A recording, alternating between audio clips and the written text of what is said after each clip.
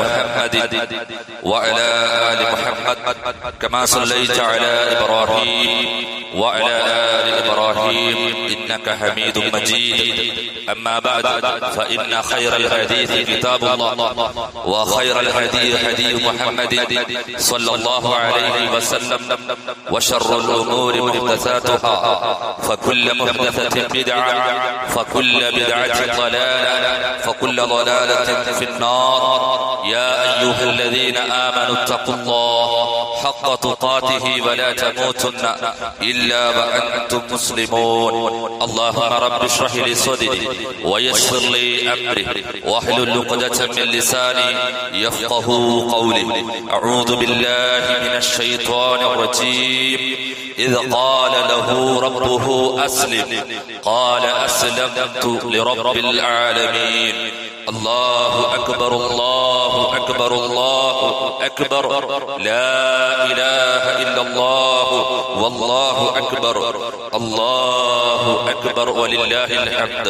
ഏറെ ബഹുമാന്യരായ സത്യവിശ്വാസികളെ അല്ലാഹുവിനെ സൂക്ഷിച്ച് ജീവിക്കണമെന്ന് ആദ്യമേ ഗൗരവത്തിൽ ഉണർത്തുകയാണ്, ഉപദേശിക്കുകയാണ്. അല്ലാഹുവിന്റെ അത്യപാരമായ അനുഗ്രഹത്താൽ വീണ്ടും ഒരു ബലിപെരുന്നാൾ സുദിനത്തിൽ പങ്കുചേരാൻ നമുക്ക് ഏവർക്കും അവസരം ലഭിച്ചിരിക്കുകയാണ്.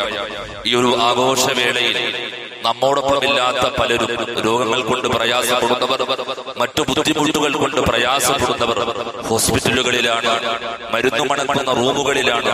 അവരുടെ എല്ലാം രോഗവും പ്രയാസങ്ങളും അല്ലാഹു എത്രയും പെട്ടെന്ന് എളുപ്പം ദൂരീകരിച്ച് ശിഫ നൽകി അനുഗ്രഹിക്കുമാറാവട്ടെ. കഴിഞ്ഞ പെരുന്നാളുകളിൽ, കഴിഞ്ഞ ആഘോഷവേളകളിൽ നമ്മോടൊപ്പമുള്ള പലരും ഇന്ന് ഖബറിലാണ്. അല്ലാഹു അവരുടെ ഖബറുകളെ സ്വർഗ്ഗപൂന്തോപ്പാക്കി മാറ്റി അനുഗ്രഹിക്കുമാറാവട്ടെ. അവരെയും നമ്മളെയും ജന്നാത്തുൽ ഫിർദൗസിൽ ഒരുമിച്ച് കൂട്ടി അനുഗ്രഹിക്കുമാറാവട്ടെ. പ്രിയപ്പെട്ട സഹോദരി സഹോദരന്മാരെ, സമ്പത്തും സൗകര്യങ്ങളും സാങ്കേതിക വിദ്യകളും അതേപോലെ തന്നെ ശാസ്ത്ര പുരോഗതിയും ഭൗതിക വിദ്യാഭ്യാസവും എല്ലാം വളർന്ന് പന്തലിച്ചിട്ടും മനുഷ്യന്റെ സമൂഹത്തിന്റെ അവസ്ഥ അസമാധാനത്തിലും അശാന്തിയിലും മാനസികമായ പിരിമുറുക്കത്തിലും അതേപോലെ തന്നെ ദാമ്പത്യ രംഗത്തുള്ള വിള്ളലുകളും കുടുംബരംഗത്തുള്ള തകർച്ചകളുമായി മുന്നോട്ട് പോയിക്കൊണ്ടിരിക്കുന്ന ഒരു സാഹചര്യത്തിലാണ് നമ്മുടെ ഈ ഒരു കാലഘട്ടമുള്ളത്. ഒരു വേള ജീവിതത്തിൽ സംഭവിക്കുന്ന ചെറിയ നഷ്ടങ്ങളെ പോലും സഹിക്കാനാവാതെ ജീവിതത്തിൽ കൊണ്ടു നടക്കുന്ന ആഗ്രഹങ്ങൾ സഫലമാകാത്തതിന്റെ പേരിൽ, അല്ലെങ്കിൽ ജീവിതം ഉദ്ദേശിച്ചതുപോലെ മുന്നോട്ട് പോകാത്തതിന്റെ പേരിൽ തെറ്റായ പ്രവണതകളിലേക്ക്, തെറ്റായ ചിന്തകളിലേക്ക്, അതേപോലെ ആത്മഹത്യാ മുനമ്പുകളിലേക്കാണ് ചെറിയ പ്രായത്തിലുള്ള വിദ്യാർത്ഥികൾ മുതൽ ഈ സമൂഹത്തിലെ പലരും നടന്നു പോയിക്കൊണ്ടിരിക്കുന്നത്. ഇങ്ങനെ വ്യത്യസ്തങ്ങളായ പ്രതിസന്ധികളും പ്രയാസങ്ങളും സമൂഹത്തിലേക്ക് അനുഭവിച്ചു വരുമ്പോൾ, കടന്നു വരുമ്പോൾ പലരും സാഹചര്യങ്ങൾ പഴി പറയാണ്, കാലഘട്ടങ്ങൾ പഴി പറയാണ്, സന്ദർഭങ്ങൾ പഴി പറയാണ്, ചുറ്റുപാടുകൾ പഴി പറയാണ്. അതേപോലെ തന്നെ സാഹചര്യങ്ങളെയും സന്ദർഭങ്ങളെയും എല്ലാം പഴി പറഞ്ഞ് രക്ഷപ്പെടാനാണ് സമൂഹം ശ്രമിച്ചുകൊണ്ടിരിക്കുന്നത്. എന്നാൽ സഹോദരങ്ങളെ, ജീവിതത്തിലുടനീളം താങ്ങാനാവാത്ത പരീക്ഷണങ്ങളും പ്രയാസങ്ങളും ബുദ്ധിമുട്ടുകളും കഷ്ടപ്പാടുകളും എല്ലാം സഹിച്ച് അതെല്ലാം നേരിടേണ്ടി വന്ന, അതിനെയെല്ലാം അതിജയിച്ച് തരണം ചെയ്ത് മുന്നോട്ട് പോയ മഹാനായ ഇബ്രാഹിം നബി അലൈഹിസ്സലാത്തു വസ്സലാമയുടെ ജീവിതവും സന്ദേശവും സഹോദരങ്ങളെ ഈ രംഗത്ത് നമുക്ക് വലിയ പാഠമാണ്. നോക്കൂ, ചെറിയ പ്രായം മുതൽ 14-ാമത്തെ വയസ്സ് മുതൽ ഇബ്രാഹിം നബി അലൈഹിസ്സലാത്തു വസ്സലാം അങ്ങേറ്റം പ്രയാസങ്ങൾ അനുഭവിച്ചാണ് ജീവിതത്തിൽ കടന്നുപോയിട്ടുള്ളത്. കൂട്ടുകൂടാൻ കൂട്ടുകാരില്ല, ആദർശത്തോടൊപ്പം വിശ്വാസത്തോടൊപ്പം ചേർന്ന് നിൽക്കാൻ ആരും ഉണ്ടായില്ല, കൂട്ടുകാരില്ല, നാട്ടുകാരില്ല, എന്തിനേറെ പറയണം പ്രിയപ്പെട്ട ബാപ്പ പോലും ഏറ്റവും വലിയ ശത്രുവായി മറുപക്ഷത്താണ് ഇബ്രാഹിം നബിയുടെ കൂടെ ഉണ്ടായത്. അതേപോലെ തന്നെ ഭരണാധികാരി ശത്രുപക്ഷത്താണ്, ഭരണകൂടം അങ്ങേയറ്റം പ്രയാസങ്ങൾ ഉണ്ടാക്കി. ഇവിടെയെല്ലാം വ്യത്യസ്തങ്ങളായ ബുദ്ധിമുട്ടുകളും പ്രയാസങ്ങളും അതേപോലെ തന്നെ കഷ്ടപ്പാടുകളും പരീക്ഷണങ്ങളും നിരന്തരം വേട്ടയാടി വന്നിട്ടും പ്രതിസന്ധികളൊപ്പം ഉണ്ടായിട്ടും പ്രയാസങ്ങളൊപ്പം ഉണ്ടായിട്ടും അതിനെയെല്ലാം അതിജയിച്ച് തരണം ചെയ്ത് ജീവിത വിജയം കൈവരിച്ച സമാധാനമുള്ള ഒരു ജീവിതം കാത്തു സൂക്ഷിച്ച ഇബ്രാഹിം നബിയാണ് ചരിത്രം പരിചയപ്പെടുത്തുന്നത്. സഹോദരങ്ങളെ, നമ്മൾ ആലോചിച്ചു നോക്കിയിട്ടുണ്ടോ എന്തുകൊണ്ടാണ് ഇബ്രാഹിം നബി അലൈഹിസ്സലാത്തു വസ്സലാമും അവിടുത്തെ കുടുംബത്തിലും ഇത്തരം പ്രതിസന്ധികളെ തരണം ചെയ്ത് സമാധാനമുള്ള ഒരു ജീവിതത്തെ മുന്നോട്ട് കൊണ്ടുപോകാൻ, ഇഹപര ജീവിത വിജയം കൈവരിക്കാൻ സാധിച്ചത് എന്ന് നമ്മൾ ചിന്തിച്ചു നോക്കിയിട്ടുണ്ടോ? അതിന്റെ ഉത്തരമായി വിശുദ്ധ ഖുർആൻ പറഞ്ഞ ഒരു മറുപടി എന്താണെന്നറിയോ? ഇബ്രാഹിം നബി അലൈഹിസ്സലാത്തു വസ്സലാം ഒരു ഉത്തമ മുസ്ലിമായിരുന്നു, ഒരു ഉത്തമ മുസ്ലിമായിരുന്നു, മുസ്ലിങ്ങളിൽ ഒന്നാമനായിരുന്നു എന്നാണ് ഇബ്രാഹിം നബിയെ അല്ലാഹു പരിചയപ്പെടുത്തുന്നത്. ആ ഉത്തരമാണ് സഹോദരങ്ങളെ ഈ ബലിപെരുന്നാളിന്റെ സന്ദേശമായി ഞാനും നിങ്ങളും സ്വീകരിക്കേണ്ടത്. അതേ ഇബ്രാഹിം നബി അലൈഹിസ്സലാം ഒരു സമ്പൂർണ്ണ മുസ്ലിമായിരുന്നു. അല്ലാഹുവിന്റെ വിശുദ്ധ ഖുർആൻ പഠിപ്പിക്കുന്നുണ്ട്, ഇദ് ഖാല ലഹു റബ്ബുഹു അസ്ലിം ഖാല അസ്ലംതു ലിറബ്ബിൽ ആലമീൻ. ഇബ്രാഹിം നബിയോട് അവിടെ പറയാണ്, ഇബ്രാഹിം നബിയെ നീ പൂർണ്ണ മുസ്ലിമാകുക, നീ എനിക്ക് സർവ്വവും കീഴ്പ്പെടുക എന്ന് റബ്ബ് പറയേണ്ട താമസം ഇബ്രാഹിം നബി അലൈഹിസ്സലാത്തു വസ്സലാം പ്രഖ്യാപിച്ചത് ഖാല അസ്ലംതു ലിറബ്ബിൽ ആലമീൻ. ലോകരക്ഷിതാവായ അല്ലാഹുവേ, ഞാനിതാ നിനക്ക് പൂർണ്ണമായും സമ്പൂർണ്ണമായും കീഴ്പ്പെട്ടിരിക്കുന്നു. ഞാൻ അവ്വലുൽ മുസ്ലിമീൻ, മുസ്ലിമീങ്ങളിൽ ഒന്നാമനാണ്, ഒരു ഉത്തമ മുസ്ലിമാണെന്ന പ്രഖ്യാപനമാണ് ഇബ്രാഹിം നബി അലൈഹിസ്സലാത്തു വസ്സലാം നിർവഹിച്ചത്. സഹോദരങ്ങളെ, ആ ഒരു പ്രഖ്യാപനവും ആ ഒരു ജീവിത സംസ്കാരവും ജീവിത രീതിയുമാണ് ഇബ്രാഹിം നബിയെ ഏത് പ്രതിസന്ധിയെയും തരണം ചെയ്ത് അതിജയിച്ച് മുന്നേറാനും ഇഹപര ജീവിത വിജയം കൈവരിക്കാനും സഹായകമായിട്ടുള്ളത്. നമ്മളിലേക്ക് ഒന്ന് ചിന്തിക്കൂ. നമ്മളും പറയുന്നു നമ്മൾ മുസ്ലിമാണെന്ന്, നമ്മുടെ രേഖകളിൽ നാമമായിട്ടുള്ളത് മുസ്ലിം നാമമാണ്. നമ്മൾ ജനിച്ചതും വളർന്നു വലുതായതും മുസ്ലിം തറവാട്ടിലാണ്, പരസ്പരം വിളിക്കപ്പെടുന്നത് മുസ്ലിം നാമങ്ങളാണ്. ഇങ്ങനെ ഒരു ഖ്യാതി കൊണ്ടു നടക്കാൻ നമുക്ക് സാധിക്കുന്നുണ്ട് എങ്കിലും സഹോദരങ്ങളെ, ഒരു സമ്പൂർണ്ണ മുസ്ലിമായി ജീവിക്കാൻ, ഒരു സമ്പൂർണ്ണ മുസ്ലിമായി മുന്നോട്ട് പോകാൻ നമുക്ക് സാധിക്കുന്നുണ്ടോ എന്നുള്ളത് നമ്മൾ പരിശോധിക്കപ്പെടേണ്ടതുണ്ട്. അതിലൊന്നാമത്തത് വിശ്വാസരംഗത്ത്, ആദർശരംഗത്ത് പരിപൂർണമായ റബ്ബിൽ കീഴ്പ്പെടാൻ മഹാനായ ഇബ്രാഹിം നബി അലൈഹിസ്സലാത്തു വസ്സലാമക്ക് സാധിച്ചതുപോലെ നമുക്ക് സാധിക്കുന്നുണ്ടോ എന്ന് നമ്മൾ പരിശോധിക്കപ്പെടേണ്ടതുണ്ട്. നോക്കൂ, വ്യത്യസ്തങ്ങളായ പ്രതിസന്ധികൾ ഉണ്ടായി. ആദർശ പ്രബോധന രംഗത്ത് ശക്തമായി മുന്നോട്ട് പോയപ്പോ ആ നാട്ടിലെ മുഴുവൻ വിഗ്രഹാരാധനകളെയും വിഗ്രഹത്തെയും തച്ചുടച്ച് തൗഹീദിനു വേണ്ടി പടയോട്ടം നടത്തിയപ്പോ അവർ സമ്മാനിച്ചത് തീക്കുണ്ടാരമാണ്. രാജ്യത്തെ ഏറ്റവും വലിയ തീക്കുണ്ടാരം ഒരുക്കി ആ തീയുടെ മുകളിലൂടെ പോകുന്ന പറവകൾ പോലും കത്തി നശിച്ച് ചാമ്പലായി പോകുന്ന വലിയൊരു തീക്കുണ്ടാരം ഒരുക്കിയപ്പോഴും ഇബ്രാഹിം നബി പതറിയില്ല, നിരാശനായില്ല, അവിടുന്ന് മുന്നോട്ട് പോയി. ആ സമയത്ത് ഇബ്രാഹിം നബി അല്ലാഹുവിൽ തവക്കുലാക്കി, ആ പ്രതിസന്ധിയിൽ, ആ പ്രയാസത്തിൽ അല്ലാഹുവിൽ തവക്കുലാക്കി മുന്നോട്ട് പോയി. ഇബ്രാഹിം നബി ലോകത്തോട് പറഞ്ഞു,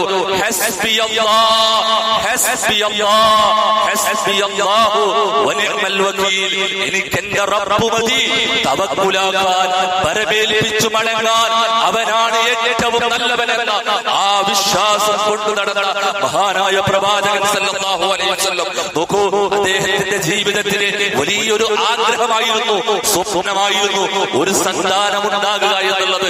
86 വർഷം, പ്രിയപ്പെട്ടവരെ കേൾക്കണം, ഒരു പ്രവാചകൻ 86 വർഷം അല്ലാഹുവിനോട് പ്രതീക്ഷ കൈവിടാതെ, നിരാശനാവാതെ അല്ലാഹുവിനോട് തേടുകയാണ്.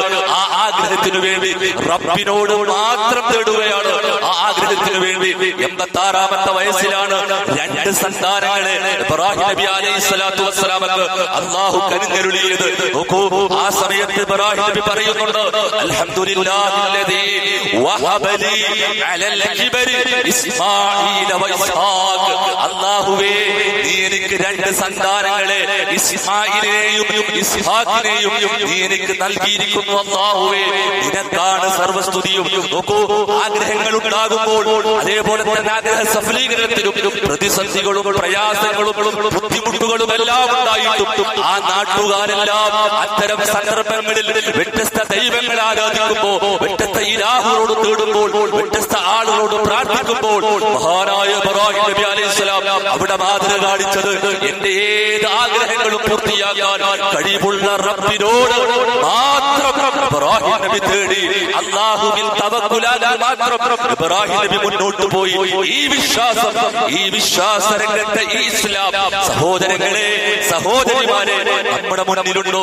ജീവിതത്തിൽ എന്തെങ്കിലും പ്രയാസങ്ങൾ വരുമ്പോ, ബുദ്ധിമുട്ടുകൾ വരുമ്പോ, അതേപോലെ തന്നെ പ്രതിസന്ധികൾ ഉണ്ടാകുമ്പോ മക്കാമുകളിലേക്ക് പോകുന്നവരാണോ?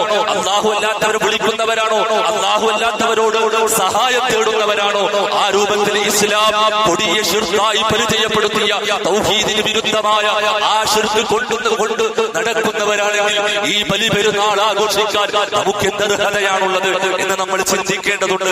ഏത് പ്രയാസം വന്നാലും ഇബ്രാഹിം നബി പ്രാർത്ഥിച്ചതുപോലെ അല്ലാഹുവിനോട് പ്രാർത്ഥിക്കൂ, അല്ലാഹുവിനോട് തേടൂ, അവനിൽ തവക്കുലാക്കി മുന്നേറൂ. കാരണം ഇബ്രാഹിം നബി പരിചയപ്പെടുത്തിയ ആ റബ്ബ് ആരാണെന്നറിയോ? ഇന്ന റബ്ബി ലസമീഉ ദുആ, ഇന്ന റബ്ബി ലസമീഉ ദുആ. തീർച്ചയായും എന്റെ റബ്ബ് എല്ലാ പ്രാർത്ഥനയും കേൾക്കുന്നവനാണ്. ലോകത്തെ കോടിക്കണക്കിന് മനുഷ്യർ ഒരേ സമയത്ത് പതിഞ്ഞ സ്വരത്തിൽ ഒച്ച പുറത്തു വരാതെ പ്രാർത്ഥിച്ചാലും ആ റബ്ബ് കേൾക്കാൻ കഴിവുള്ളവനാണ്. അതുകൊണ്ട് എന്തെങ്കിലും പ്രയാസങ്ങളുണ്ടോ, ബുദ്ധിമുട്ടുകളുണ്ടോ, അല്ലാഹു അല്ലാത്തവരിലേക്ക് തിരിയാതെ, ഏലസുകളിലേക്ക് മടങ്ങാതെ, ഐക്യങ്ങളിലേക്ക് മടങ്ങാതെ, ശിർക്കൻ വിശ്വാസങ്ങളിലേക്ക് മടങ്ങാതെ ഏകനായ റബ്ബിനോട് പ്രാർത്ഥിക്കണമെന്നാണ് ഇബ്രാഹിം നബി നമുക്ക് പഠിപ്പിച്ചു തരുന്നത്. പ്രതിസന്ധികളുണ്ടോ സഹോദരങ്ങളെ? പ്രയാസങ്ങളുണ്ടോ?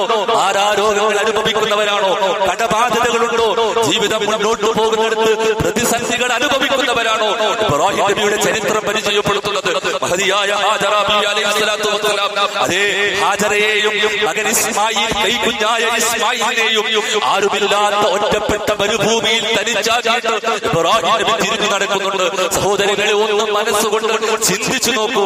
ആരുമില്ല, ഒറ്റപ്പെട്ട മരുഭൂമിയാണ്, കൂട്ടിനാരുമില്ല, കുടിക്കാൻ വെള്ളമില്ല, തിന്നാൻ ഭക്ഷണമില്ല, എന്തിനേറെ പറയണം ഒരു മരത്തിന്റെ തണല് പോലും ഇല്ലാത്ത ആ ഒറ്റപ്പെട്ട മരുഭൂമിയിൽ മകൻ ഇസ്മായിലിനെയും അതേപോലെ തന്നെ ഭാര്യ ഹാജറയെയും തനിച്ചാക്കി തിരിഞ്ഞു നടക്കുമ്പോ ഇബ്രാഹിം നബിയോട് ഹാജറ ചോദിക്കുന്നുണ്ട്, അല്ലാഹു അമറക ബിഹാദാ, അല്ലാഹു അമറക ബിഹാദാ. ഇബ്രാഹിമേ, പോകുന്നത് ഇവിടെ തനിച്ചാക്കി തിരിച്ചു പോകുന്നത് അല്ലാഹു പറഞ്ഞിട്ടാണോ ഇബ്രാഹിം? സഹോദരിമാരെ, നമ്മൾ പരിശോധിക്കും, ശ്രദ്ധിക്കേണ്ടതുണ്ട്. അല്ലാഹു പറഞ്ഞിട്ടാണോ? ഇബ്രാഹിം നബി പറഞ്ഞു, നഅം, അതേ അല്ലാഹുവിന്റെ കൽപ്പനയാണെന്ന് പറഞ്ഞപ്പോ ആ സമയത്ത് മഹദിയായ ഹാജർ ബീവി പറയുന്നൊരു വാചകമുണ്ട് സഹോദരങ്ങളെ, എങ്കിൽ പൊക്കോ ഇബ്രാഹിം, ഇതെല്ലാം നമ്മുടെ റബ്ബ് നമ്മളെ കൈവിടൂല, നമ്മുടെ റബ്ബ് നമ്മളെ കൈവിടൂല. സഹോദരങ്ങളെ, ആ വിശ്വാസമാണ് നമുക്ക് വേണ്ടത്. ക്യാൻസറിന്റെ 4th സ്റ്റേജിലെത്തിയാലും, രോഗിയായാലും, അങ്ങേറ്റത്തെ പ്രതിസന്ധികൾ ഉണ്ടെങ്കിലും, ജീവിതം അങ്ങേറ്റ ബുദ്ധിമുട്ടിലാണെങ്കിലും എന്റെ റബ്ബ് എന്നെ കൈവിടൂലെന്ന വിശ്വാസമാണ് ഇബ്രാഹിം നബിയുടെ കുടുംബവും ഇബ്രാഹിം നബിയും നമ്മെ പഠിപ്പിക്കുന്നുണ്ടെങ്കിൽ അങ്ങനെ സൂക്ഷിച്ച് ജീവിച്ചാൽ ജീവിതത്തിന് സമാധാനം കിട്ടും, ജീവിതത്തിന് സ്വസ്ഥത കിട്ടും. അതേപോലെ തന്നെ ഈ ഹബര ജീവിതം കരസ്ഥമാക്കാൻ നമുക്ക് ശ്രദ്ധിക്കും. അതേപോലെ തന്നെ സഹോദരങ്ങളെ, രണ്ടാമതായി ചോദിക്കട്ടെ, കർമ്മരംഗത്ത് ഇബ്രാഹിം നബി അലൈഹിസ്സലാത്തു വസ്സലാം ആ കൽപ്പനകൾ, റബ്ബിന്റെ കൽപ്പനകൾ നിർവഹിച്ച് നിറവേറ്റി മുന്നോട്ട് പോയതുപോലെ മുന്നോട്ട് പോകാൻ നമുക്ക് സാധിക്കുന്നുണ്ടോ? ഒന്ന് ചിന്തിച്ചു നോക്കൂ. 86 വർഷത്തെ കാത്തിരിപ്പിന് ശേഷം അല്ലാഹു ഇബ്രാഹിം നബിക്ക് 2 സന്താനങ്ങളെ നൽകി. ആ സമയത്ത് റബ്ബ് നൽകുന്ന ഒരു കൽപ്പനയാണ്, ഇബ്രാഹിം, നിന്റെ പൊന്നുമകനെ, നിന്റെ പൊന്നുമകനെ ഇസ്മായിലിനെ നീ അല്ലാഹുവിന്റെ മാർഗത്തിൽ ബലിയറുക്കണമെന്ന കൽപ്പന. സഹോദരങ്ങളെ, ഒന്ന് പിതാവിന്റെ സ്ഥാനത്ത് നിന്ന് ചിന്തിച്ചു നോക്കൂ. കുറെ കാലങ്ങളായി ആഗ്രഹിച്ചത്, കൊതിച്ചത് റബ്ബ് കൊടുത്തപ്പോ അല്ലാഹു പറയാണ്, ഇബ്രാഹിം, എന്റെ മാർഗത്തിൽ നീ അതിനെ ബലിയറുക്കണമെന്ന് പറഞ്ഞപ്പോ ഏതൊരു പിതാവും ആ സ്ഥാനത്തായിരുന്നെങ്കിൽ എന്ത് ചെയ്യുമെന്ന് നമ്മൾ ചിന്തിക്കേണ്ടതുണ്ട്. പക്ഷേ ആദർശ പിതാവായ സർവ്വവും അല്ലാഹുവിനു മുന്നിൽ സമർപ്പിച്ച് കീഴ്പ്പെട്ട് ഉത്തമ മുസ്ലിമായ ഇബ്രാഹിം നബിയോട് റബ്ബ് ആ കൽപ്പന പറഞ്ഞപ്പോ ഇബ്രാഹിം നബി നിർവഹിച്ചു എന്നുള്ളത് ചരിത്രത്തിൽ നമുക്ക് കാണാൻ സാധിക്കും. അതേ ഇബ്രാഹിം നബി തന്റെ പ്രിയപ്പെട്ട മകന്റെ കഴുത്തിൽ കത്തിവെക്കുന്ന സാഹചര്യത്തിൽ വരെ എത്തിയെന്ന് ചരിത്രത്തിൽ കാണാൻ സാധിക്കും. അങ്ങനെ അനുസരിക്കാൻ ഇബ്രാഹിം നബിക്ക് സാധിച്ചത് കൊണ്ടാണ് ഏത് പ്രതിസന്ധി പ്രതിസന്ധികളെയും വകമാറ്റി തരണം ചെയ്ത് മുന്നോട്ട് പോകാൻ ഇഹപര ജീവിതം വിജയത്തിന്റെ ആക്കി മാറ്റാൻ ഇബ്രാഹിം നബിക്ക് സാധിച്ചത്. ഇനി നമ്മളോട് ചോദിക്കൂ, നമ്മുടെ റബ്ബ് എന്തെല്ലാം കൽപ്പനകൾ നമ്മളോട് പറഞ്ഞിട്ടുണ്ട്? എത്ര തവണ നമ്മളത് കേട്ടിട്ടുണ്ട്? എത്ര നമ്മൾ സത്യസ്തമാക്കിയിട്ടുണ്ട്? എത്ര നമ്മൾ വായിച്ചിട്ടുണ്ട്, പഠിച്ചിട്ടുണ്ട്? ഇത് നമ്മളോട് ചോദിച്ചു നോക്കൂ. 5 വക്ത് നമസ്കാരം നിർബന്ധമായും കൽപ്പിക്കപ്പെട്ടവരല്ലേ നമ്മൾ? ആ നമസ്കാരം ബാങ്ക് കൊടുക്കുന്ന സമയത്ത് കൃത്യമായ വക്തിൽ ജമാഅത്തായി നമസ്കരിക്കുന്നിടത്ത് സഹോദരങ്ങളെ നമ്മളുണ്ടോ എന്ന് നമ്മൾ പരിശോധിക്കപ്പെടേണ്ടതുണ്ട്. മാതാപിതാക്കളോടുള്ള കടമ കൃത്യമായി നിർവഹിക്കാൻ കൽപ്പിക്കപ്പെട്ടവരല്ലേ നമ്മൾ? മാതാപിതാക്കളാണ് നമ്മുടെ സ്വർഗത്തിന്റെ താക്കോലെന്ന് വിശേഷിപ്പിക്കപ്പെട്ടവരും പഠിപ്പിക്കപ്പെട്ടവരല്ലേ നമ്മൾ? അവരോട് എന്ന വാക്ക് പോലും പറയാതെ ഏറ്റവും കൃത്യമായി അവരനുസരിച്ച് അവരെ പരിപാലിച്ച് മുന്നോട്ട് പോകാൻ യുവാക്കളെ, വിദ്യാർത്ഥികളെ, മക്കളെ നമുക്ക് സാധിക്കുന്നുണ്ടോ? ഭാര്യമാരെ ഭർത്താവിനോടുള്ള കടമകൾ കൃത്യമായി നിർവഹിക്കപ്പെട്ട പഠിപ്പിക്കപ്പെട്ടവരല്ലേ നമ്മൾ? അവരോട് കൃത്യമായി ആ കടമകൾ നിർവഹിച്ച് സ്നേഹത്തോടുകൂടി കുടുംബത്തിന്റെ ഭദ്രത കാത്തു സൂക്ഷിച്ച് മുന്നോട്ട് പോകാൻ ഭാര്യമാരെ ആ കൽപ്പന നിർവഹിക്കുന്നിടത്ത് നമുക്ക് സാധിക്കുന്നുണ്ടോ? ഭർത്താക്കന്മാരെ ഭാര്യയെ പൊന്നുപോലെ നോക്കണമെന്നും അവളോട് കടമയുണ്ടെന്നും അവർക്ക് താങ്ങും തണലുമായി മുന്നോട്ട് പോകേണ്ടവരാണ് ഭർത്താക്കന്മാരെന്ന് കൽപ്പനകൾ ലഭിച്ചവരാണ് നമ്മൾ. അത് കൃത്യമായി കാത്തു സൂക്ഷിക്കാൻ അല്ലാഹുവിന്റെ റസൂൽ പരിചയപ്പെടുത്തിയതുപോലെ ലോകത്തിലെ ഏറ്റവും നല്ല മനുഷ്യരാരാ? തന്റെ ഭാര്യയോട് തന്റെ ഇണയോട് ഏറ്റവും നന്നായി പെരുമാറുന്നവനാണ്. അങ്ങനെ ആ കൽപ്പന നിർവഹിക്കാൻ നമുക്ക് സാധിക്കുന്നുണ്ടോ? സ്വന്തം മക്കൾ ആ മക്കളെ നേർവഴിയിലേക്ക് നയിക്കുന്നിടത്ത് റബ്ബിന്റെ കൽപ്പനയുണ്ടോ? ആ കൽപ്പന നിർവഹിക്കാൻ നമുക്ക് സാധിക്കുന്നുണ്ടോ? പുതിയ കാലഘട്ടത്തിൽ എത്രമാത്രം നമ്മൾ ശ്രദ്ധിക്കേണ്ടതുണ്ട്. ലഹരി ഉപയോഗിക്കാത്ത മക്കളാവാൻ, അധർമ്മം കൊണ്ടു നടക്കാത്ത മക്കളാകാൻ, ഹറാമ് കൊണ്ടു നടക്കാത്ത മക്കളാകാൻ, നമ്മളൊന്ന് മരിച്ചാൽ നമ്മുടെ ഖബറിന്റെ സമീപത്ത് വന്ന് നമുക്ക് വേണ്ടി പ്രാർത്ഥിക്കുന്ന മക്കളാകാൻ നേരെ ചൊവ്വ നടത്തണമെന്ന് അല്ലാഹു പറഞ്ഞിട്ടുണ്ട്, പ്രവാചകൻ പറഞ്ഞിട്ടുണ്ട്. ആ കൽപ്പനകൾ സ്വീകരിക്കാൻ സഹോദരങ്ങളെ നമുക്ക് സാധിച്ചിട്ടുണ്ടോ? അങ്ങനെ ആഗ്രഹിക്കുന്ന രക്ഷിതാക്കൾക്ക് നമ്മുടെ മുന്നിൽ സംവിധാനങ്ങളുണ്ട്. മദ്രസ പഠനമുണ്ട്. അത് കഴിഞ്ഞ വിദ്യാർത്ഥികൾക്ക് CRE സംവിധാനങ്ങളുണ്ട്. അവിടെ കൊണ്ടെത്തിക്കാൻ നമുക്ക് സാധിക്കുന്നുണ്ട്. സഹോദരങ്ങളെ, നിർബന്ധമായും ചെയ്യണമെന്ന് പറഞ്ഞ ആ സകാത്ത് കൃത്യമായി കാൽക്കുലേറ്റ് ചെയ്ത് അത് കൃത്യമായി വർഷം നിർവഹിക്കാൻ, സമയബന്ധിതമായി നിർവഹിക്കാൻ എന്റെ പ്രിയപ്പെട്ട സഹോദരന്മാരെ നമുക്ക് സാധിക്കുന്നുണ്ടോ? റബ്ബ് തന്ന കൽപ്പനയല്ലേ? ഇബ്രാഹിം നബി സ്വന്തം മകനെ വരെ അറുക്കാൻ വേണ്ടി തയ്യാറായിട്ടുണ്ടെങ്കിൽ അത്തരം കൽപ്പനകളൊന്നും റബ്ബ് നമ്മളോട് പറഞ്ഞിട്ടില്ലല്ലോ. ഇത്തരം കാര്യങ്ങളല്ലേ പറഞ്ഞിട്ടുള്ളൂ. അത് നിർവഹിക്കുന്നിടത്ത് നമുക്ക് കൽപ്പനകൾ മുന്നോട്ട് കൊണ്ടുപോകാൻ സാധിക്കുന്നുണ്ടോ? സക്കാത്ത് സെൽ സംവിധാനം ഇവിടെയുണ്ട്. നമ്മുടെ കണക്ക് കൂട്ടിയിട്ട് ഇവിടെ ഒരു സിസ്റ്റമുണ്ട്. സക്കാത്ത് സെൽ സംവിധാനമുണ്ട്. അവിടെ ഏൽപ്പിച്ച് പാവപ്പെട്ട അർഹമായ ആളുകളിലേക്ക് എത്തിക്കുന്ന ആ സംവിധാനമുണ്ട് എന്ന് സാന്ദർഭികമായി നമ്മൾ മനസ്സിലാക്കേണ്ടതുണ്ട്. ആഴ്ചയിൽ 168 മണിക്കൂറുണ്ട്. അതിലൊരു അരമണിക്കൂർ ഖുർആൻ പഠിക്കുന്നതിന് വേണ്ടി, ദീൻ പഠിക്കുന്നതിന് വേണ്ടി, മതപഠന രംഗം കൃത്യമായി മുന്നോട്ട് കൊണ്ടുപോകാൻ അല്ലാഹുവിന്റെ കൽപ്പനയില്ലേ? ആ കൽപ്പനകൾ നിർവഹിക്കാൻ നമുക്ക് സാധിക്കുന്നുണ്ടോ? ഖുർആൻ ഹദീസ് ലേണിംഗ് സ്കൂൾ സംവിധാനം ഇവിടെയില്ല സഹോദരങ്ങളെ. പുരുഷന്മാർക്ക് പഠിക്കാൻ 168 മണിക്കൂറിൽ ഒരു അരമണിക്കൂർ വന്നിരുന്ന് ഖുർആൻ പഠിക്കാൻ സംവിധാനങ്ങളുണ്ട്. സഹോദരിമാർക്കുണ്ട്, യുവാക്കൾക്കുണ്ട്, വിദ്യാർത്ഥികൾക്കുണ്ട്. അത് ഉപയോഗപ്പെടുത്തുന്നിടത്ത് നമ്മളുണ്ടോ? അയൽവാസിയോട് ഏറ്റവും നല്ല രൂപത്തിൽ കടമകൾ നിർവഹിക്കാൻ റബ്ബ് നമ്മെ കൽപ്പിച്ചിട്ടുണ്ട്. അത് നമ്മൾ നിർവഹിക്കുന്നുണ്ടോ? ദീനിന്റെ ദഅവത്ത് ഏറ്റെടുത്ത് മുന്നോട്ട് പോകാൻ അല്ലാഹു നമ്മളെ കൽപ്പിക്കുന്നുണ്ട്.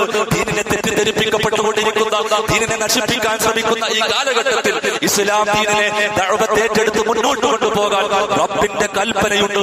അത് നമ്മൾ സ്വീകരിച്ച് മുന്നോട്ട് പോകുന്നുണ്ടോ? ഈ ചോദ്യം നമ്മുടെ മനസ്സിനോട് നമ്മൾ ചോദിക്കണ്ടേ? ഈ ആഘോഷവേളയിൽ നമ്മുടെ മനസ്സിനോട് ഈ കൽപ്പനകൾ നിർവഹിക്കുന്നിടത്ത് എത്ര സ്ഥാനമാണ് നമുക്കുള്ളത്? നോക്കൂ, ആരെയാണ് അറുക്കാൻ പറഞ്ഞത്? ഇസ്മായിൽ എന്ന ചെറിയ കുട്ടിയാണ് അറുക്കാൻ പറഞ്ഞത്. ആ സമയത്ത് മകൻ ഇസ്മായിൽ നബിയുടെ പ്രതികരണം അല്ലാഹുവിന്റെ വിശുദ്ധ ഖുർആൻ നമ്മളോട് പറയുന്നുണ്ട്.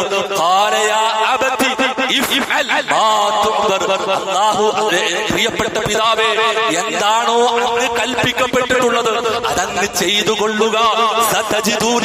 കേൾക്കണം വിദ്യാർത്ഥികളെ, ഉമ്മയെ ധിക്കരിക്കുന്ന ജീവിതത്തിലെ സ്വതന്ത്ര ആചാരങ്ങൾക്കനുസരിച്ച് മുന്നോട്ട് പോകുന്ന പുതിയ കാലങ്ങളിലെ നിയമങ്ങൾക്കനുസരിച്ച് പുതിയ ട്രെൻഡുകൾക്കനുസരിച്ച് മുന്നോട്ട് പോകുന്ന എന്റെ മക്കളെ, ഈ ഇസ്മായിൽ നബി എന്ന ചെറിയ മോനെ പറ്റി 1000 നമ്മൾ കേൾക്കണം, 1000 തവണ കേൾക്കണം. അല്ലാഹുവിന്റെ പ്രവാചകനായ ഇസ്മായിൽ നബി തന്റെ പ്രിയപ്പെട്ട ബാപ്പയോട് പറഞ്ഞത്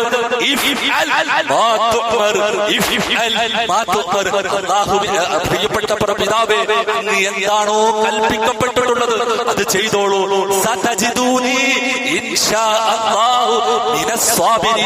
ക്ഷമിക്കുന്നവരുടെ കൂട്ടത്തിൽ, അനുസരിക്കുന്നവരുടെ കൂട്ടത്തിൽ, അത് അങ്ങനെ തന്നെ അക്ഷരപ്രതി അനുസരിക്കുന്നവരുടെ കൂട്ടത്തിൽ എന്റെ പിതാവേ നിങ്ങൾക്ക് എന്നെ കാണാമെന്ന് മകൻ ഇസ്മായിൽ പറയാണ്. കഴുത്തിൽ കത്തിവെച്ചോ പിതാവേ എന്ന്.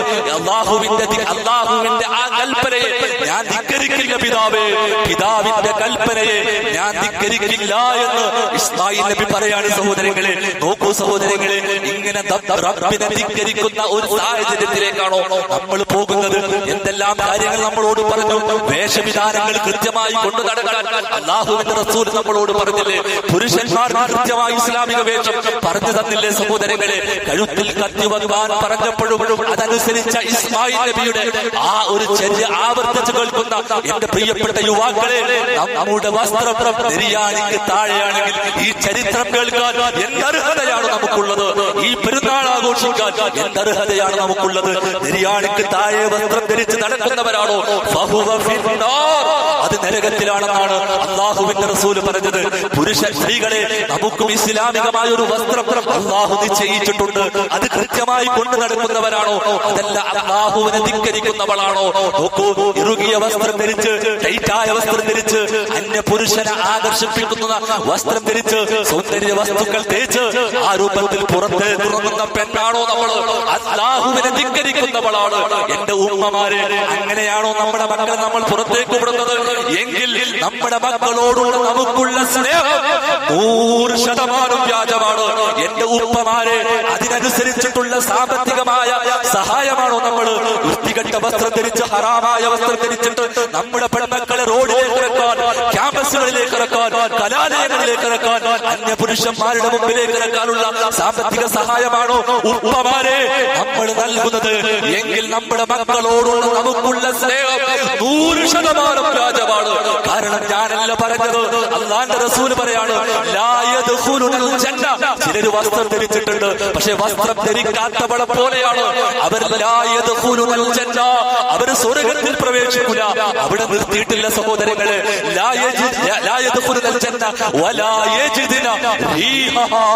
അതിന്റെ പരിമളം പോലും ആസ്വദിക്കാൻ നമ്മുടെ പൊന്നുമോക്ക് സാധ്യമല്ല. അവൾ നരകത്തിന്റെ വിറകാണെന്നാണ് അല്ലാഹുവിന്റെ റസൂൽ പറഞ്ഞതെങ്കിൽ നമ്മുടെ മക്കളെ ആരംഗത്ത് ശ്രദ്ധിക്കാൻ, എന്റെ പ്രിയപ്പെട്ട യുവതികളെ, എന്റെ പ്രിയപ്പെട്ട സഹോദരിമാരെ, നമുക്ക് ശ്രദ്ധിക്കാൻ സാധിക്കുന്നുണ്ടോ? അതല്ല അല്ലാഹുവിനെ ധിക്കരിച്ച് നടക്കുന്നവരാണോ? അല്ലാഹുവിന്റെ റസൂൽ ലളിതമായി പഠിപ്പിച്ച വിവാഹങ്ങൾ അത് കൃത്യമായി നിർവഹിക്കുന്നിടത്ത് സംഗീതവും മറ്റും കയറ്റി ആഭാസമാക്കുന്നവരാണോ? എങ്കിൽ അല്ലാഹുവിനെ ധിക്കരിക്കുന്നവരാണ്. പലിശയുടെ ചെറിയൊരു അംശം പോലും ഉമ്മയെ നിക്കാഹ് ചെയ്യുന്നതിന് സമാനമാണെങ്കിൽ അത് കൊണ്ടു നടക്കുന്നവരാണോ? വാഹനം വാങ്ങുന്നതിന് വേണ്ടി, വീട് വെക്കുന്നതിന് വേണ്ടി, വിദ്യാഭ്യാസം ആരംഭിക്കുന്നതിന് വേണ്ടി, പുതിയൊരു ബിസിനസ് തുടങ്ങുന്നതിന് വേണ്ടി, മറ്റു ജീവിത സാഹചര്യങ്ങൾക്ക് വേണ്ടി ലോൺ എടുക്കുന്നവരാണോ? പലിശക്ക് പണം കൊടുക്കുന്നവരാണോ? ഉമ്മയെ നിക്കാഹ് ചെയ്യുന്നതിന് സമാനമാണെന്ന് അല്ലാഹുവിന്റെ റസൂൽ പഠിപ്പിച്ച ആ ധിക്കാരം നമ്മൾ കൊണ്ടു നടക്കുന്നവരാണെങ്കിൽ ഇസ്മായിൽ നബിയുടെ ചരിത്രം, ഇബ്രാഹിം നബിയുടെ ചരിത്രം നമുക്ക് എന്ത് പാഠമാണ് നൽകുന്നത്? അതേപോലെ തന്നെ സകല തിന്മകളുടെയും മാതാവായ ലഹരി, അതിന്റെ ഒരു അംശം നമ്മുടെ നാടുകളിൽ വ്യാപകമായി കൊണ്ടിരിക്കുകയാണ്. അതിന്റെ ഭാഗമാകുന്നവരാണോ നമ്മൾ? എങ്കിൽ റബ്ബിനെ ധിക്കരിക്കുന്നവരാണ്. പരസ്യ ജീവിതം നന്നാക്കി സ്വകാര്യ ജീവിതം തിന്മകളുടേതാക്കി മാറ്റുന്ന, അവിഹിതം കൊണ്ടു നടക്കുന്ന, പ്രണയങ്ങൾ കൊണ്ടു നടക്കുന്ന, ലൈംഗികമായ അരാജകത്വങ്ങൾ കൊണ്ടു നടക്കുന്നവരാണോ നമ്മൾ? എങ്കിൽ നമ്മൾ നമ്മൾ അല്ലാഹുവിനെ ധിക്കരിക്കുന്നവരാണ്. ഇബ്രാഹിം നബിയുടെ ചരിത്രം, ഇസ്മായിലിന്റെ ചരിത്രം എന്ത് പാഠമാണ് നമുക്ക് നൽകുന്നത്. അതുകൊണ്ട് സഹോദരങ്ങളെ, ഈ ജീവിതത്തിൽ കൃത്യമായ സമാധാനവും സന്തോഷവും വിജയവും കൈമാറുന്ന ഒരു സുന്ദരമായ മാതൃക നമ്മുടെ മുന്നിൽ കിട്ടിയിട്ട്, നമ്മുടെ മുന്നിൽ വരച്ചു കാട്ടിയിട്ട്, വിജയിക്കാനുള്ള കൃത്യമായൊരു മാതൃക നമ്മുടെ മുന്നിൽ വരച്ചു കാട്ടിയിട്ട് അത് സ്വീകരിക്കാതെ മുന്നോട്ട് പോകാൻ, അത് ധിക്കരിക്കാൻ നമുക്ക് എങ്ങനെ സാധിക്കും? ഈ ദിവസം പോലും കേരളത്തിന്റെ വിവിധ ക്യാൻസർ സെന്ററുകളിൽ അങ്ങേറ്റത്തെ വേദന സഹിച്ച് ക്യാൻസർ രോഗികളായി കിടക്കുന്ന എത്ര ആളുകൾ സഹോദരങ്ങളെ നമ്മുടെ മുന്നിലുണ്ട്. നമ്മൾ ആഘോഷവേളയിലാണ്. അതേ സഹോദരങ്ങളെ, കിഡ്നി ഫെയിലറായിട്ട് ആരംഗത്ത് പ്രയാസപ്പെടുന്ന എത്രയോ ആളുകൾ അതിന് ഡയാലിസിസിന് വേണ്ടി കാത്തിരിക്കുന്ന നിമിഷം പോലും ഈ ആഘോഷവേളയിൽ ഉണ്ടെങ്കിൽ നമ്മൾ ആഘോഷവേളയിലാണ് സഹോദരങ്ങളെ. അതേപോലെ തന്നെ ഈ വലിയ വലിയ ടെസ്റ്റുകൾക്ക് വേണ്ടി കാത്തിരിക്കുന്ന, ഹോസ്പിറ്റൽ വരാന്തകളിൽ കാത്തിരിക്കുന്ന, ഡോക്ടറുടെ മുന്നിൽ കാത്തിരിക്കുന്ന എത്ര ആളുകൾ ഈ ദിവസം പോലും സഹോദരങ്ങളെ. നമ്മൾ ആഘോഷവേളയിലാണ്. അതേപോലെ തന്നെ സഹോദരങ്ങളെ, ഇന്നലകളിൽ പ്രിയപ്പെട്ടവരുടെ മരണം സംഭവിച്ച് ആ മരണ വീടായി മാറി ദുഃഖം പേര് നടക്കുന്ന എത്ര വീടുകൾ നമ്മുടെ മുന്നിലുണ്ട്. നമ്മൾ ആഘോഷവേളയിലാണ് സഹോദരങ്ങളെ. സ്വന്തം രാജ്യത്ത് ജീവിക്കുന്നതിന് വേണ്ടി, മതമനുസരിച്ച് ജീവിക്കുന്നതിന് വേണ്ടി പ്രയാസങ്ങൾ നേരിടുന്ന ഫലസ്തീനിലെ ജനതകൾ, അങ്ങനെ വ്യത്യസ്ത പ്രയാസങ്ങൾ നേരിടുന്ന ആളുകൾ, അവരൊക്കെ പ്രയാസങ്ങൾ അനുഭവിക്കുമ്പോ സഹോദരങ്ങളെ, നമ്മൾ ആഘോഷവേളയിലാണ്, നമ്മൾ ആനന്ദവേളയിലാണ്. ഒരു വറ്റി ചോറ് പോലും ഈ ദിനത്തിൽ പോലും ലഭിക്കാതെ എത്രയെത്ര ആയിരങ്ങൾ നമുക്ക് ചുറ്റുമുണ്ടാകുമ്പോ വയർ നിറച്ച് ഭക്ഷണം കഴിച്ച് വ്യത്യസ്ത ആഘോഷങ്ങളുടെ ഭാഗമായി ആഘോഷവേളയിലാണ് നമ്മൾ. നോക്കൂ, കുടുംബവും കൂട്ടുകാരും ആരുമില്ലാത്ത കടവരാന്തകളിൽ കഴിയുന്ന എത്ര ആളുകളുണ്ട്. ഉടുതുണിക്ക് മറുതുണിയില്ലാത്ത എത്ര ആളുകൾ നമ്മുടെ മുന്നിലുണ്ട്. ആ സമയത്തും ഈ ദിനത്തിൽ പോലും അങ്ങനെയുള്ള ആളുകൾ നമ്മുടെ മുന്നിലുണ്ടായിരിക്കെ സഹോദരങ്ങളെ, സഹോദരന്മാരെ, നമ്മൾ ആഘോഷവേളയിലാണ്, നമ്മൾ ആനന്ദത്തിന്റെ വേളയിലാണ്. പിന്നെ ഇങ്ങനെ എല്ലാ അനുഗ്രഹങ്ങളും നമ്മുടെ റബ്ബ് നമുക്ക് നൽകിയിട്ട് ആ റബ്ബിനെ ധിക്കരിക്കാൻ, ഇബ്രാഹിം നബിയുടെ മാതൃക ധിക്കരിക്കാൻ, ഇസ്മായിൽ നബിയുടെ മാതൃക ധിക്കരിക്കാൻ നമുക്ക് എങ്ങനെ മുന്നോട്ട് പോകാൻ കഴിയും? അതുകൊണ്ട് സഹോദരങ്ങളെ, അവസാനിപ്പിക്കുമ്പോ നന്ദിയുള്ളവരായി നമ്മൾ മാറണം. നന്മകൾ ചെയ്ത് സ്വർഗ്ഗം ലക്ഷ്യമാക്കി മുന്നോട്ട് പോകാൻ നമുക്ക് കഴിയണം. നിങ്ങളറിയോ, നമ്മുടെ ജീവിതത്തിലെ ഏതേത് നന്മകളും നമുക്ക് ജീവിതത്തിൽ ചേർത്ത് വന്നുവാൻ ഒറ്റ മാർഗമേ ഉള്ളൂ. സ്വർഗം എനിക്ക് കിട്ടണം, സ്വർഗത്തിൽ ഉന്നതമായ സ്ഥാനം എനിക്ക് കിട്ടണം. ഒരു കണ്ണും കണ്ടിട്ടില്ലാത്ത, ഒരു കാതും കേട്ടിട്ടില്ലാത്ത ആ സ്ഥാനം എനിക്ക് കിട്ടണം. പ്രവാചകൻ സല്ലല്ലാഹു അലൈഹി വസല്ലമയോടൊപ്പം ഒരു അഅറാബി യുദ്ധത്തിൽ പോയി. യുദ്ധത്തിൽ പങ്കെടുത്ത് ഇസ്ലാം വിജയിച്ചപ്പോ അല്ലാഹുവിന്റെ റസൂൽ സല്ലല്ലാഹു അലൈഹി വസല്ലം ഗനീമത്തിന്റെ സ്വത്ത് വീതം വെക്കാൻ തുടങ്ങി. അങ്ങനെ എല്ലാവർക്കും, സഹാബിമാർക്കും എല്ലാവർക്കും അല്ലാഹുവിന്റെ റസൂൽ ഗനീമത്തിന്റെ സ്വത്ത് വീതം വെച്ചിട്ട് ഈ അഅറാബിക്ക് കൊടുക്കാൻ വേണ്ടിയിട്ട് ഒരു സഹാബിയുടെ കയ്യിൽ ഏൽപ്പിച്ചു. അഅറാബി സഹാബാക്കളുടെ വാഹന മൃഗങ്ങളെ പരിചരിച്ച് പുറത്തിങ്ങനെ നിൽക്കാണ്. അല്ലാഹുവിന്റെ റസൂലിന്റെ പ്രിയപ്പെട്ട സഹാബി റസൂലുള്ള കൊടുത്ത ഗനീമത്തിന്റെ സ്വത്ത് എടുത്തിട്ട് ആ അഅറാബിയുടെ മുന്നിലേക്ക് പോയിട്ട് ആ അഅറാബിക്ക് കൊടുത്തു. അഅറാബി ചോദിച്ചു, എന്തായത്? അല്ലാഹുവിന്റെ റസൂൽ നിങ്ങൾക്ക് വേണ്ടി തന്നതാ, നിങ്ങൾ ഇത് വാങ്ങണം. മഹാനായ ആ അഅറാബി നേരെ റസൂലുള്ളാഹിന്റെ അടുക്കലേക്ക് ചെന്നിട്ട് പറഞ്ഞു, അല്ലാഹുവിന്റെ റസൂലേ, എന്തായത് റസൂലേ? അല്ലാഹുവിന്റെ റസൂല് പറഞ്ഞു, കിസ്മത്തുലക്, ഇത് നിന്റെ ഓഹരിയാണ് സുഹൃത്തെ, ഇത് നീ കൈക്കലാക്കുക, ഇത് നീ വെച്ചോ, ഇത് നിന്റെ ഓഹരിയാണ്, നിനക്ക് അനുവദിക്കപ്പെട്ടതാണ് എന്ന് പറഞ്ഞപ്പോ ആ അഅറാബി പറഞ്ഞു, റസൂലുള്ളാഹിയോട് പറയാണ്, അല്ലാഹുവിന്റെ റസൂലേ, ഈ ഓഹരിക്ക് വേണ്ടിയിട്ടല്ല, ഈ ഓഹരിക്ക് വേണ്ടിയിട്ടല്ല, അല്ലാഹുവിന്റെ പടർക്കളത്തിലേക്ക്, മാർഗത്തിലേക്ക് ഞാൻ യുദ്ധത്തിന് വന്നത് ഈ ഓഹരി ലഭിക്കാനല്ല, മറിച്ച് അല്ലാഹുവേ, ഞാൻ യുദ്ധം ചെയ്ത് മുന്നോട്ട് പോകുമ്പോ ശത്രുവിന്റെ വെട്ടേറ്റ്, ശത്രുവിന്റെ കുന്തം എന്റെ കഴുത്തിന്റെ ഈ ഭാഗത്ത് തറച്ച് ഞാൻ ഷഹീദായി ഇവിടെ പിടഞ്ഞു വീണ് മരിക്കണം. അതാണ് റസൂലെ ഞാൻ ആഗ്രഹിക്കുന്നത്. അങ്ങനെ മരിച്ച് ഷഹീദായി അല്ലാഹുവിന്റെ കോടതിയിൽ ഉന്നതമായ സ്വർഗം എനിക്ക് കിട്ടണം. നോക്കൂ സഹോദരങ്ങളെ, അനുവദിക്കപ്പെട്ട ഒരു ഓഹരി പോലും വേണ്ടെന്ന് വെച്ച് അല്ലാഹുവിന്റെ റസൂലിനോട് ആ രൂപത്തിൽ പ്രതികരിച്ച അഅറാബി സ്വർഗം മാത്രമാണ് ലക്ഷ്യം വെച്ചത്. പിൽക്കാലത്ത് അല്ലാഹുവിന്റെ റസൂൽ മറ്റൊരു യുദ്ധത്തിൽ ഒരു മനുഷ്യൻ കഴുത്തിൽ അമ്പ് തറച്ച് യുദ്ധക്കളത്തിൽ കിടക്കുന്ന രംഗം കണ്ടപ്പോ റസൂല് ചോദിച്ചു, അല്ലാഹുവിന്റെ സഹാബത്തിനോട് സഹാബത്തിനോട് ചോദിച്ചു, ഇതാ മനുഷ്യനല്ലേ, ഇത് അഅറാബിയല്ലേ? അല്ലാഹുവിന്റെ റസൂൽ സല്ലല്ലാഹു അലൈഹി വസല്ലമയോട് സഹാബാക്കൾ പറഞ്ഞു, അല്ലാഹുവിന്റെ റസൂലേ, അതാണ് ആ മനുഷ്യനാണ് അല്ലാഹുവിന്റെ റസൂൽ. ആ മനുഷ്യനെ കുളിപ്പിച്ച് സ്വന്തം ചുപ്പൂരി കഫൻ ചെയ്തിട്ട് ആ മനുഷ്യന് വേണ്ടി അല്ലാഹുവിന്റെ റസൂൽ നിസ്കരിച്ചു.